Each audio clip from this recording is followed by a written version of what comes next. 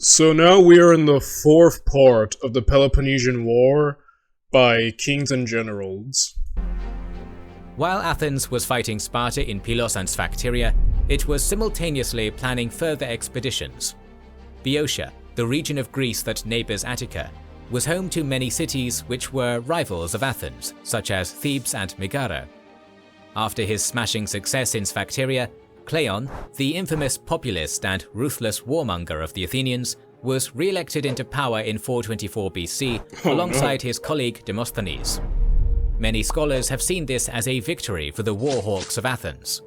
However, the election of Nicias and Thucydides showed that conservative restraint was still popular amongst the Athenian people. A campaign was decided against Boeotia in 424 BC. Still, before that, the Athenians decided to attack the Perioeci of the Spartans at Kythera, an island off. Okay, I can't read that. Wait. The coast of the Peloponnese. The Athenian fleet subdued Kythera easily. Okay, enable the control of communications around the Peloponnese. Alright, that's interesting. Wait. Alright, so this is them attacking, essentially, if I've read that correctly, the communication around the Peloponnese. And yeah, attacking communications would disrupt coordination. Alright, that's a pretty smart move, and it's an island, so the navy can be used. So that seems like a really smart move, actually, on the Athenians' part. But though I'm waiting, though, like, the Athenians so far have been kind of dominating and, like, really dictating the pace of this war. I'm waiting for when Sparta finally gets its act together, and then immediately the tables turn. Like, I'm waiting for that moment, you know? The Athenian fleet subdued Kythera easily, and then proceeded to build forts and station garrisons on the island as staging grounds to attack the Peloponnese. Further west, Athenian fortunes were faring more poorly. The attack on Sicily in 425 BCE succeeded only in taking the city of Messina, while a continued onslaught from the army of Syracuse reduced the Athenians to a defensive position. As such, Athens focused most of their military efforts on the campaign in Boeotia. One of their main targets was Megara, a city which had suffered from annual Athenian invasions into their countryside, much like the Peloponnesian League had done to Attica. The economic turmoil this had caused Megara had resulted in civil conflict in the city between democratic and oligarchic factions, which Athens adroitly exploited. The democratic faction, unable to trust the Peloponnesian League and fearful of a coup, turned to Athens for support. They claimed that if Athens could break through the long walls connecting Megara to the Peloponnesian League garrison town of Nisaea, then they would surrender Megara to the Atticans. Athens set out to do just that, coming in from Minoa and appearing at night with its allies. The gates were opened, and the port at Nisaea was blockaded. This was easy enough, but Alright, dang. Alright, things are going, like I said, things are going so well for the Athenians. But the Athenians had opposition ahead, for nearby in Boeotia, the well-known Spartan general Brasidas was camped. When Brasidas got word of the Athenian play for Megara, he sent word throughout the cities of Boeotia. They immediately amassed 2,700 hoplites from Corinth, 700. Okay, dang. Yeah, I was thinking that was going very, that was going very smoothly for the Athenians there. So, yeah, immediately, yeah, I was like, they took Megara super quickly, but now comes, can you hold Megara, right? Wow, they responded quick. The Spartans responded, like, they're just assembling a huge army, and now it's like, I guess it comes down to, is this about to turn into a siege? Because I know the Athenians so far are very adamant about not giving the Spartans a pitched land battle. So I'm thinking this might have to either turn into a siege or they're going to have to evacuate. Either way, like, yeah, I don't imagine the Athenians would want to give this 2,000 strong army a pitched battle, you know? 100 from Sicyon and 400 from Phlius and marched towards the city. By the time they had arrived, Athens had taken Nicaea's interior and had taken the local Spartan garrison hostage. Brasidas did not try to take back Nicaea, instead settling on Megara's outskirts, waiting for the inevitable Athenian withdrawal. Initially, the Megarians did not admit Brasidas into their city, but eventually they relented. According to Thucydides, Brasidas did not attack immediately because it would make Athens retreat into Nicaea and face fewer losses. As such, they continued in a standoff until the Athenians finally decided to retreat.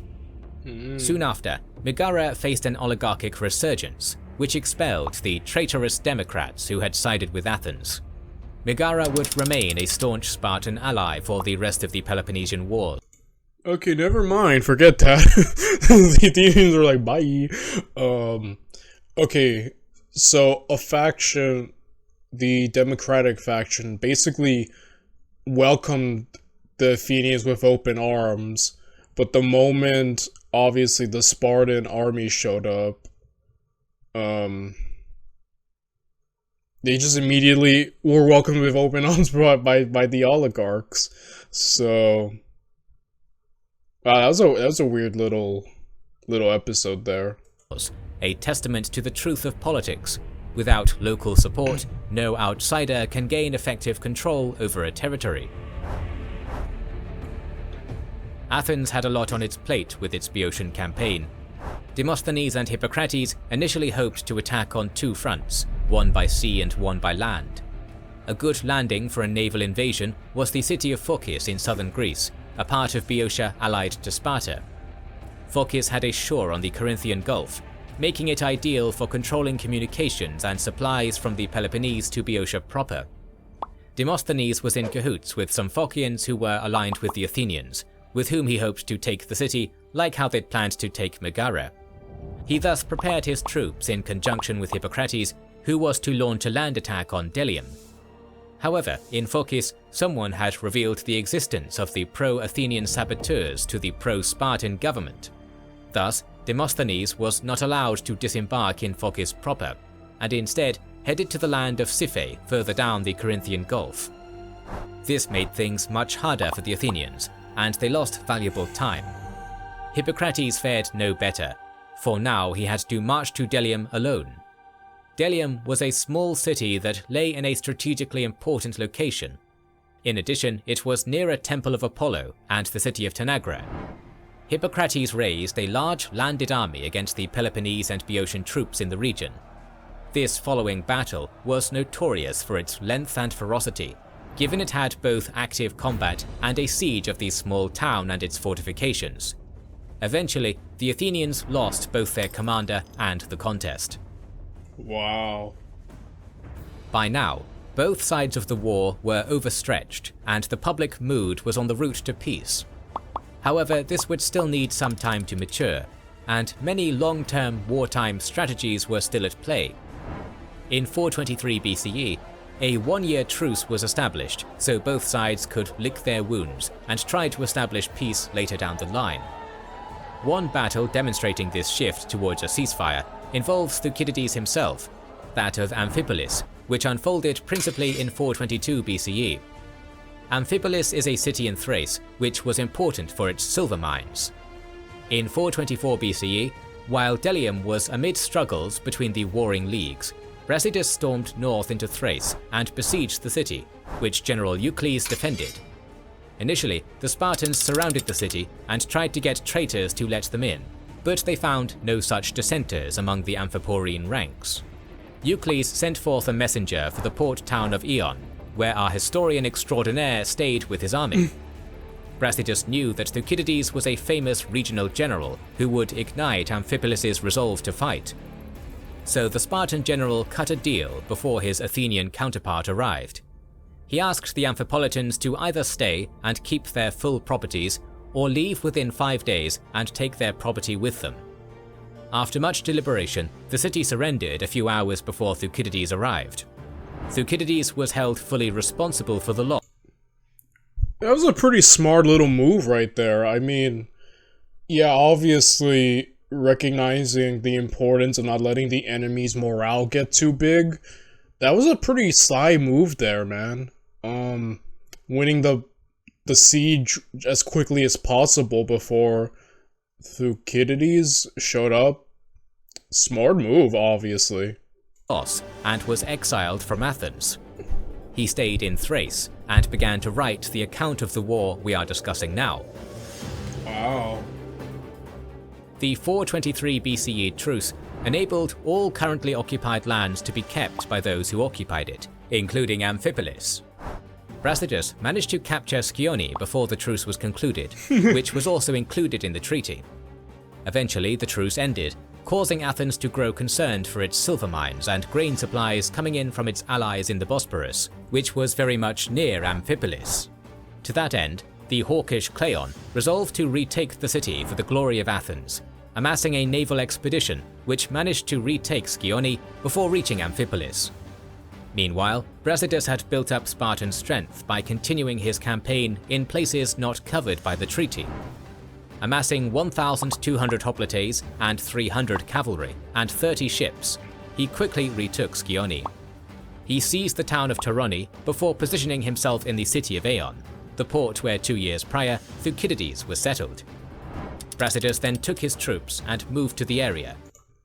Okay, so this Brasidas guy is super, like, he's getting crap done for the Spartans. Like, early on this series, the Spartans were kind of on the back foot, but I feel like Brasidas is, like, slowly turning the tide because he's getting a lot done so far. So he's definitely probably the biggest threat for the Athenians at the moment. And yeah, let's see how he does in this upcoming battle, right? Appearing on the site of Cerdilium, having both the high ground and a view of Athenian troops and Amphipolis itself, Brasidas and Cleon were now at a standoff, waiting for the other to move. Brasidas' force had now grown to 2,000 hoplites. So yeah, Brasidas definitely is at the better advantage of not moving because he has the high ground, the better defensive position. And Cleon, obviously, I think if he just went for an assault on that, wouldn't do well. So it can almost delve into a standoff unless Brasidas becomes confident and decides, oh, I'll just go down and fight him. I don't know. Guess we'll see, yeah. I'm not sure, but my money's kind of on Brasidas. He's kind of rising in my, in terms of what he's getting done so far. 300 Greek cavalry, 1,000 local peltasts, Edon's army, and 1,500 Thracian mercenaries. Thucydides' account of what unfolded next became increasingly clouded as the two armies waited. According to the historian, the Athenian troops did not trust their commander Cleon not to act impulsively, and became impatient and disgruntled. Thus, Cleon agreed to take the troops and inspect the city. The modern historian Donald Kagan disagrees with Thucydides and believes that Cleon's real strategy was to inspect the city while waiting for his Thracians to arrive. That way they could retake the city easily by encirclement. Brasidas himself must have been waiting for a possible siege and wanted to have hidden troops for a strike from the back. Brasidas decided to take 150 of his best men and personally led them straight into the Athenian center. They were to act as a sort of vanguard, working from the southward gate of the city, while his second-in-command, Clearidas, was to organize himself and his troops in the northern part of the city and attack. This was a risky endeavor, but Brasidas was confident that he would act as a distraction and thus throw the Athenian troops into chaos for the next attack. Meanwhile, Cleon was conducting his reconnaissance by himself in front of the troops, and realized most of the enemy was in the north.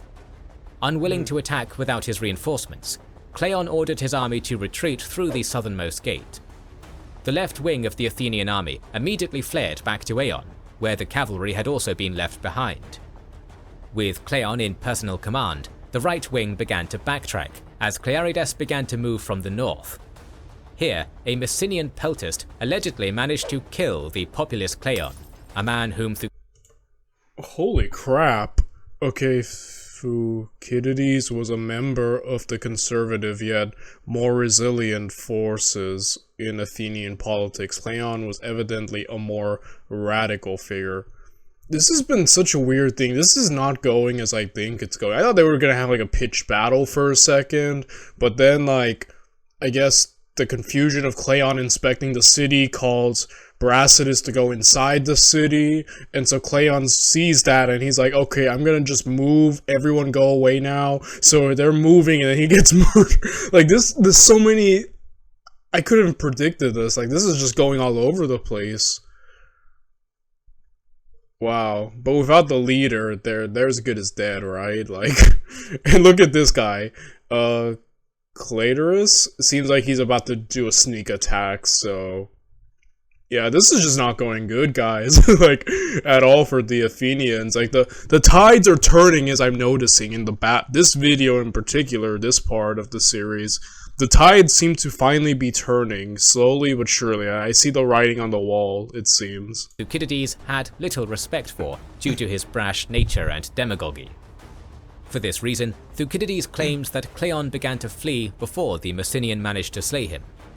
However, other sources maintain that Cleon fought bravely until the end.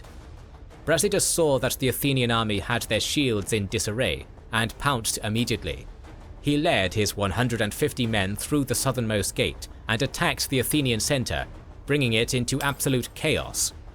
Brasidas then turned on the Athenian right wing, as Clearidas finally engaged from the north. The Athenian right wing was now on its own, as the rest had long fled, and engaged in a last stand of sorts. Here, the adventurous and bold Brasidas met his end, struck fatally while attacking the last of the Athenian holdouts. His life bleeding from his body, he was taken away from the battlefield and would die only after learning of his victory. Holy crap, very Nelson-like. Dang, dude. I thought Brasidas was gonna be like a long-term player for a second. Now he was gonna like continue messing things up. This is why history is great, because like just unlike like a show or like a movie where certain characters can just have plot armor and you can kind of tell. Real life, no one has plot armor. Well, at least there are some people you could argue for a while had plot armor, like Napoleon, Caesar, and Alexander, but it ran out, obviously. So I think in real life, like, you can't, you know, obviously, not everyone has plot armor in real life, so anyone can just die. And this is kind of like a thing. I was like, dang, Brasidas, I thought he was going to be like a big-time player going forward. He definitely did help, like, the Spartans. He was messing things up, so him going might be a good thing for the Athenians, though if the Athenians can rebound from this almost certain loss, it seems, that's about to happen to them. Despite having personally lost in battle to Brasidas in the past, Thucydides, in his writings, describes the Spartan general respectfully, declaring that he was both shrewd and intelligent in his conduct. He was later buried in Amphipolis, where he was later commemorated as the city's founder. The remaining Athenian right wing went to a nearby hill, where they fought to the bitter end.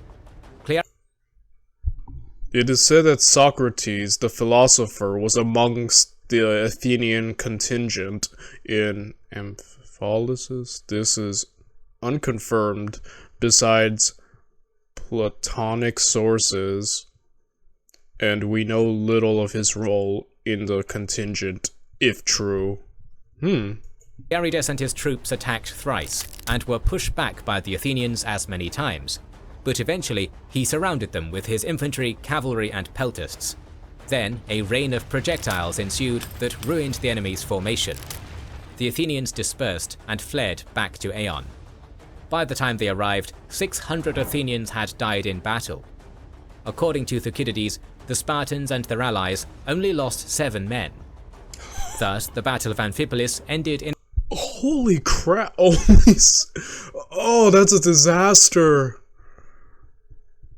Granted, I don't know, like, with some of these ancient numbers, obviously, there's room for embellishments and whatnot, but still, man, I think the point is that we can't deny the Athenians lost, and they got wrecked. Dang, man, they're gonna have to. I'm not sure if they can rebound. Like, I know the Spartans obviously have a finite amount of troops themselves, and a lot of their army probably is bolstered by allies and whatnot. But like, I don't know about the Athenian manpower, at least on land. Like, how many losses can they take? You know what I mean? Before they start like hitting panic mode. So, yeah. In a spectacular Spartan victory, and with the death of the two most pro-war generals on either side of the war. After Amphipolis, the two symbols of hawkish politics in Greece and Sparta were dead. Brasidas' replacement, Ramphias, did not continue to raid Thrace, understanding that the mood at home was not ripe.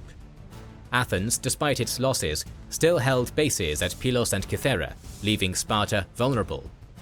Both cities were much more in the mood for peace than previously, despite the fears of losing grain supplies for the former and raids for the latter. As such, the king of Sparta, Pleistoanax, and the Athenian general Nicias, from whom the peace takes its name, met to negotiate a peace treaty. Lots of haggling ensued, such as for the Sphacterian prisoners' release from Athens, and the Athenian prisoners' release from Thebes. Cities in Thrace which were liberated by Sparta were to become neutral, but still paid the tribute assigned to them by Aristides the Just to the Athenians, not the increased tribute of 425 BCE. All land was generally returned to each alliance, except for Plataea, which stayed with Thebes, and Nisaea, which remained under Athenian control. All temples became open to pilgrims once more, and stelae with the sacred oath taken by the two sides were erected throughout Hellas. Yeah, this is coming across as like a brief reprise, respite, in an otherwise very sluggish war, And obviously this is just a ceasefire, like, they're gonna be back on each other's throat, like, right away, as you mentioned. This is more just to lick their wounds before jumping back into the fray, if you would, but yeah, this is a lot of losses. It's like they're overstretching themselves. Obviously, the losses are starting to pile up.